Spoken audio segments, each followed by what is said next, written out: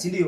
Kwenye tuzo naweza nikasema sio mimi, sio mimi peke yangu. Kwa kumbukumbu zangu kama ziko vizuri, Cheta Fry kama sio mwaka jana alichukua tuzo za msanii bora Afrika Chipukizi, si ndio?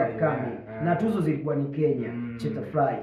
So sasa hivi kuna tuzo zipo zinaendelea. Jina limenitoka kidogo. Hizi tuzo kuna watu wawili kutoka Katavi. Kuna mtu mmoja anaitwa Robitoni, yupo kama best upcoming artist, si ndio? Kwa upande wa Tanzania, sio tu Katavi, Tanzania, yani anaiwakilisha Tanzania, na anaoshindana nao ni wasanii wakubwa, ni wao wanaofuatiliwa sana, ndio tunawasikiliza sana. Kwa hiyo yuko pale.